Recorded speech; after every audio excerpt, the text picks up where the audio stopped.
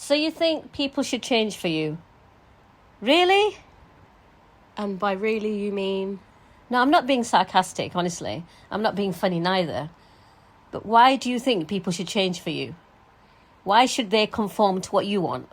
I don't think people should expect you to change or you should expect other people to change. I think there are a lot of reasons why you can have that expectation, though. But there should be no expectations on anybody. Welcome back, everyone, to the One Moment Rule with Rita and Finita. And as you can see, today's episode's going to be a little bit of a debate, I think. I won't call it a debate, really. It's a discussion. But yeah, you and I are going to argue, that's for sure. Well, and I wouldn't say argue. I just think we're just very strongly opinionated. But let's share those opinions as well with everybody else. And your generation, like you are a lot more opinionated than we are. Okay, I think that's a whole different topic. So let's go back to what we're actually talking about today, which is why we should expect people to change for us. No, so let's go to a relationship. We're with somebody, we like them, we meet them, we go out with them, and then bingo, we marry them or live together, wherever, and we want to start changing them. Why are we doing that? Okay, so my first debatable point here is are we talking about people changing people's personalities? Because if that's what you're saying, I disagree with that. I don't think you can change someone's personality. If you're talking about you have a situation, a disagreement, and you're sort of saying to someone, hey, you know what, I didn't sort of like the way you spoke to me there, like, would be nice if you sort of understood where I was coming from. That's what I mean. No, that's fair, but what we want to do is we want to change them. We want to change them how they are towards us. They're not showing enough affection. They're not showing us how much we needed, how much we're valued. But they weren't doing that before, so why all of a sudden you need that now? Because Did you recognise it when you were going out with them? Well, I think, and I'll talk for my generation, since you mentioned generations, which is, I think, when you meet someone and you date, and I'm very open about, who I date when I speak to you about stuff. I think what happens is when people get closer to a commitment, so maybe you're just dating, then you become exclusive, and I know you hate these like terms and labels and whatever, but we'll go with them. And then you say, okay, let's be in a relationship or, be boyfriend, girlfriend, whatever. I think sometimes people then get that label stuck in their head. And what happens is you then automatically go, now we have another level of expectation that this person should do certain things because we now have a label. So you agree then? You have a level of expectation. Which I think comes from the label. I don't agree with the label. I think to a point it's necessary because, again, not to go into detail, and people listening will understand this, you've got people that say, we're casually dating or exclusively dating. I'm not saying people do it on purpose. I think if we remove the labels, I don't think you would have so many problems. No, because what happens is, at the beginning, it's all romance and wonderful and dining and whining. And then when you start living with them, you then want more. That's what's happening. The expectation is you want more and more and more from them.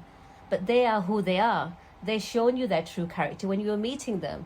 So the problem is you're expecting more from them now that you're in a deeper relationship. Yeah, and I think that's not unfair to say. So, okay, you give me an example of when you're in a relationship with someone, because right now we're just talking about relationships. Tell me something that's a fair expectation and something that you would say, no, you can't expect someone to do that for you. A fair expectation is like you said, I agree. If you're having an argument and they're reacting rudely, misbehaving, shouting, yeah, that for sure, that's questionable. But if they're not kind of your romance that you're living in your mind, a dream that you have in mind, they're not conforming to that. That's what I mean. You're asking them to become somebody that they're not. Yeah, and that goes back to my point about personality. I think some people are not very affectionate people. They show affection in different ways. It's not all about hand holding, and like I've said to you, isn't it, when I meet someone, wherever that day comes, I don't necessarily just care about them holding my hand and giving me a hug. For me, it's about when it's like a hard time, can they adjust themselves to go, I need to support this person. So mine's not all about the romance. Like, that's going to come with time anyway. You build on that, and it's not always going to be there.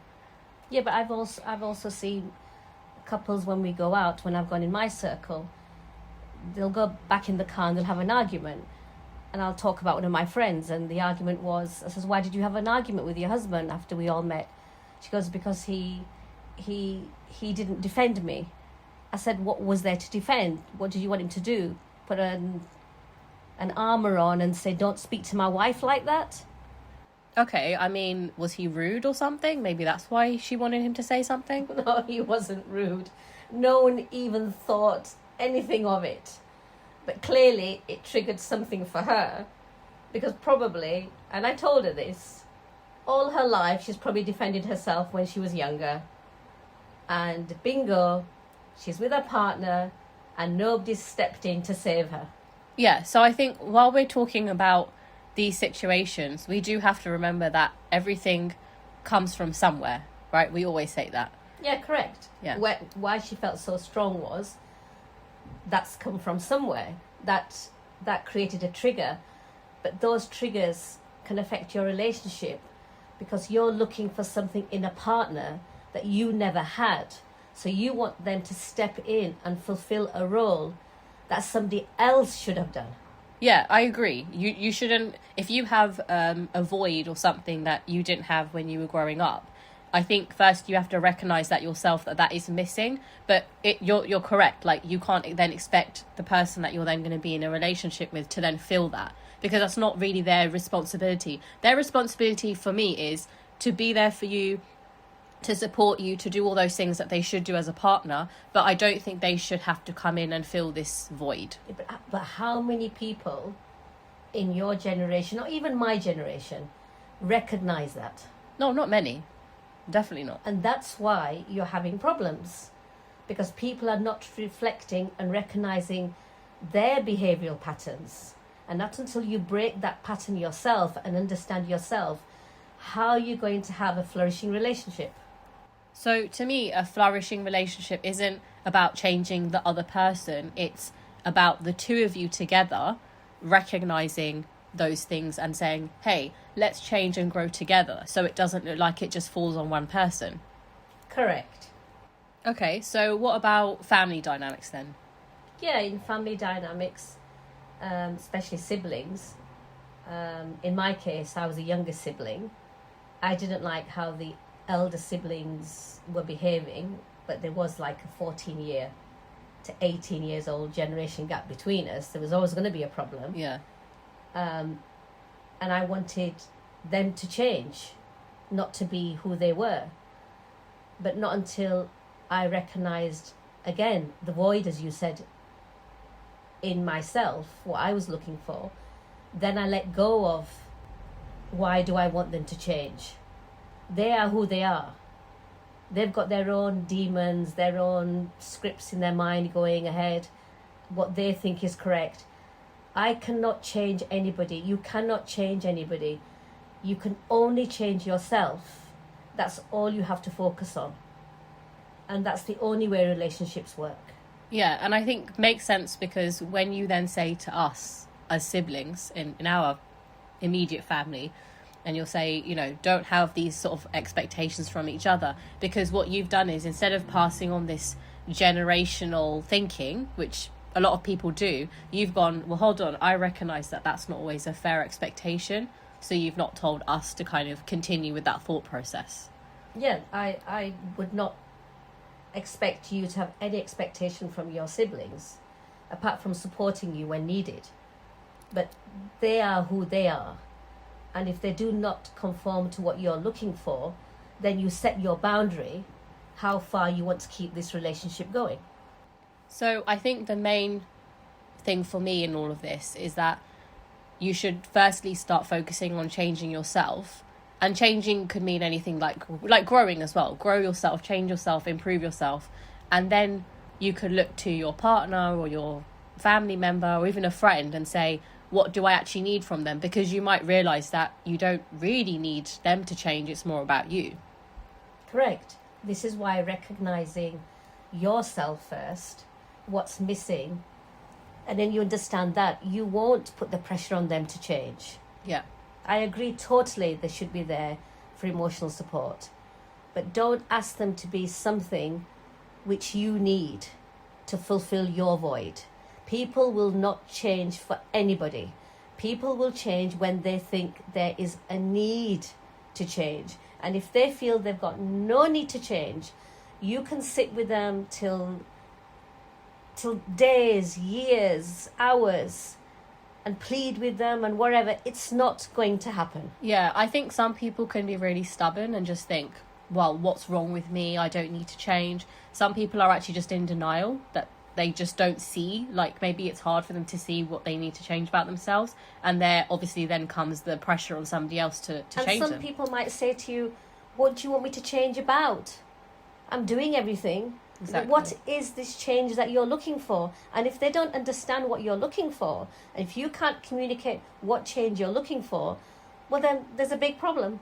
But I think one thing I will say to that is that sometimes what you're asking for can actually be something you have genuinely thought of. So maybe you have looked at yourself and gone, I need to do X, Y, Z on myself. And what you are actually asking for is reasonable. So I just wanted to make that also a clear statement, because we're talking about unfair expectations. But let's be honest, there are things that people can ask for which are reasonable after you have thought about yourself first, if that makes sense. Then I wouldn't use the word change. When you say to somebody, I need you to change, you've already got them defensive. Yeah. You're already criticizing them. You're telling them that they're not good enough. Yeah. So don't use the word you need to change.